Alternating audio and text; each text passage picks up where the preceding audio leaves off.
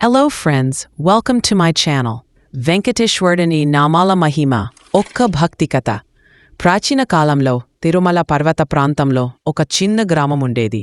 ఆ గ్రామంలో భక్తితో జీవించే ఓ చిన్న బాలుడు ఉండేను. అతని పేరు హరి. హరి చిన్నప్పటి నుండి శ్రీ వెంకటేశ్వర స్వామిని ఎంతో ప్రేమించేవాడు.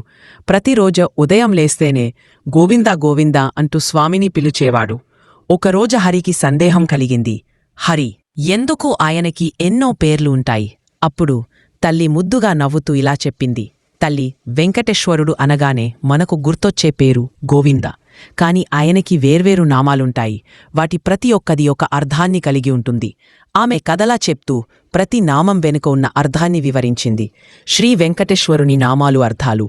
వెంకటేశ్వరుడు అనగానే పర్వతాన్ని అధిష్ఠించిన దేవుడు.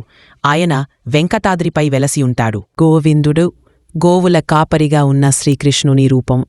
అర్థం జీవుల కాపరిగా ఉన్నవాడు. బాలాజీ అర్థం శక్తి. ఆయన శక్తివంతుడు. శ్రీనివాసుడు శ్రీ అంటే లక్ష్మీదేవి. వెంకటపతి వెంకట పర్వతానికి యజమాని. తిరుమలేశుడు తిరుమలకి అధిపతి అయినవాడు. అదే రోజు రాత్రి హరి కలలో వెంకటేశ్వర స్వామి దర్శనం కలిగాడు. స్వామి చిరునవ్వుతో ఇలా అన్నాడు. వెంకటేశ్వరుడు, హరి, నా నామాలను జపించడం వలన నీ భక్తి పెరుగుతుంది. నామమే నన్ను చేరుకోవడానికి మార్గం. హరి ఆనందంతో మేలుకున్నాడు. అప్పటి నుండి ప్రతిరోజు ప్రతి నామాన్ని జపిస్తూ భక్తితో జీవించసాగాడు. మూల సందేశం: శ్రీ వెంకటేశ్వర స్వామిని ఏ నామంతో పిలిచినా ఆయన కరుణ ఎప్పుడూ మనపై ఉంటుంది. భక్తితో పిలవాలి, అదే సాధన మార్గం.